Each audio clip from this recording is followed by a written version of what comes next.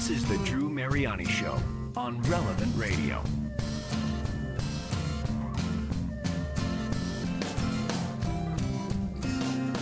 All right, good afternoon, everyone. Welcome back. I'm going to go to the phones in this segment. I will take your calls toll free at 877-ROAM-777. We're talking today, a lot of news. 9/11 is right around the corner, just a few days from now. Of course, we'll remember that in a special way.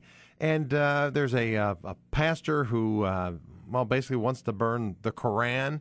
He's causing a lot of stir, not just in his own local community and here in the States, but there's images of him being burned in effigy and gatherings of Muslims calling for the death of America.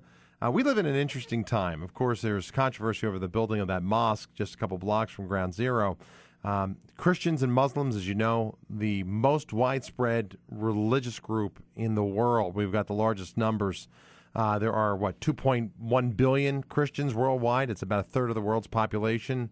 And then, of course, somewhere between 1.3 and 1.8 billion Muslims, another fifth of the Earth's population. And, of course, these numbers are growing, both hopefully Christians as well as Muslims believe in family and in life. And we were talking with my guest, Dr.Grace, who is the executive director of the Edmund Burke Institute for American Renewal. She wrote a very interesting article, and you can check it out at her website, edmundburkeinstitute.org.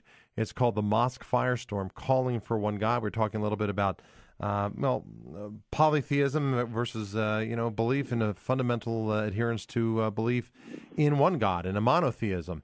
And maybe we could pick it up on that point. I mean, believe it or not, I think we got a lot more in common than we do, differences in some respects. Christians and Muslims, we both embrace that theory or that belief in one God. And as we were pointing out before the break as well, there are a number of values that we share. Respect for human life. There's family values.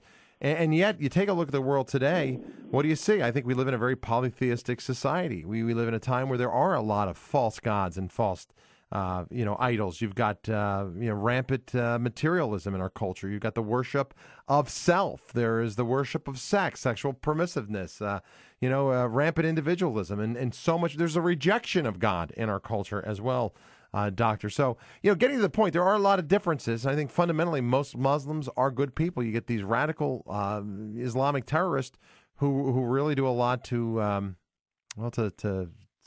damage, I think, a lot of people who want to advance some of these fundamental, principles. However, at the end of the story, the end run, as you and I have also pointed out, there is a very big gap between what both of us believe. And I'm glad I'm in the camp of Christianity. But your thoughts? Well, Drew, I think so much of what you said in that first half of was so brilliantly said and really well said. And this is the point of my piece, The Mosque Firestorm, Calling for One God. The world today is very, very similar to a previous era in which there was a great deal of idolatry, that is, a world of false gods.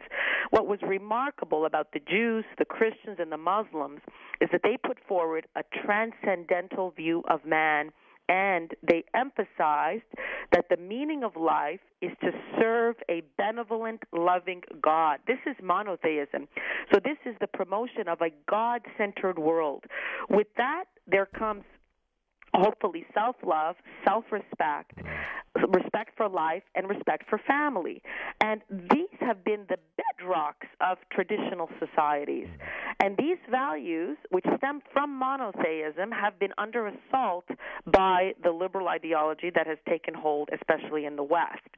And so the root of these excellent values is monotheism. So one of the things I point out is let us focus on that, calling for one God. One of the things I suggest is, now that there is such a huge controversy regarding the Ground Zero Mosque, one of the ways out, and I know it might sound like a fantasy, but what if we created a center there where we emphasized all the ways in which Muslims and Christians historically have spread monotheism and what has been the value of monotheism in the world? I mean, this would be a really enriching center for both Christians, Muslims, and hopefully we would make a dent in the liberal worldview that dominates America. Is this a fantasy, Drew, on my end? Well, I was going to say that, Doctor. I mean, is this really the intention of that mosque, and is our president president has been trying to do to build unity and to bridge that divide?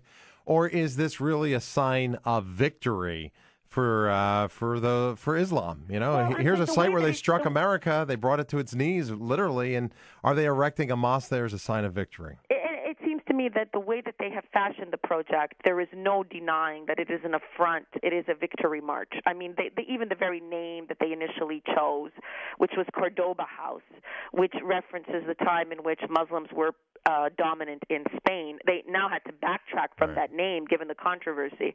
I think, therefore, given what has happened, I think that we should move in a totally different direction. And this whole, if we want to build something there, we should build a monument which Christians and Muslims collaborate, and we should make a monument to the one God tradition, the tradition of monotheism. I like it. I am with you. Let's go to the phone. Let's take a couple quick calls for you, too. You can join us right now. I have Dr. Vuoto for a few more moments. You can dial in toll-free at 877-ROME, 777-877, ROME 777. We'll go to the Windy City. James, good afternoon. You're on the air with Dr. Grace Vuoto. Yeah, friends. I want to know if that's in the vicinity of the Vatican Pavilion. And I used to go and I used to pray there because it was abortion mills there, and I used to call them Building Seven Sorrows way before, and that's by the Vatican Pavilion, and I'm against it myself. All right, James, I appreciate the call. I'm going to leave it at that. Doctor, were you able to hear that? I was unable to understand what the gentleman said. He wanted to know if it was near the Vatican Pavilion, which I'm unfamiliar with there as well. He's against the building of the mosque. I'll go back to the phones. We'll take a few more calls. 877-ROME 777. But before the segment gets by, let me just sneak one last question in for you. I'm curious what between the presidencies, both of Bush and of Obama, is there a difference, and what have the two done to either increase the divide or to bridge the divide? And how do you stand on that? The great irony of the Obama presidency is that during his presidency, there is a growing number of Americans who have an unfavorable view of Islam. Essentially, 30% of respondents in a poll that was conducted recently said that they view Islam favorably, and this is really way down from 41% in 2005 who said they had a favorable view of the faith. So we see that Americans are actually souring on Islam during Obama's presidency, and we have to ask the question why. Why is that? Well, Barack Obama came to power saying that he was going to reset relations. In fact, his Cairo speech intended to create a new beginning between Muslim nations in America. And because he has associated himself perhaps too closely with the Muslim faith, it has created a backlash where Christians are wary of him and many Americans are wary of him. There's repeated concern about where his allegiance ultimately lies. And as a result, there is less goodwill towards Islam.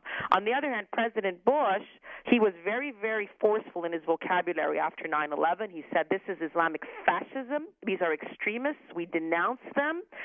We have to have respect for law-abiding Muslims.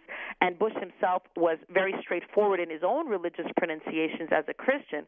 So I think the fact that there was very little ambiguity from President Bush, it calmed suspicion and calmed fears. Whereas Obama, the harder he tries to reset relations, the more suspicion there is about him, about his motives, and the more he seems to be feeding into this frenzy, this Christian-Muslim antagonism that seems to be growing in America. All right, Doctor, I only have a few moments left. Let me sneak another quick call in for you. We'll go back to Chicago. John, good afternoon. You are on the air. Yes, I do not understand how the good doctor can hope to come to any accommodation with that religion when its very core documents espouse the enslavement or the execution of those who disagree with it. I just don't understand. All right, Dr. Vuoto?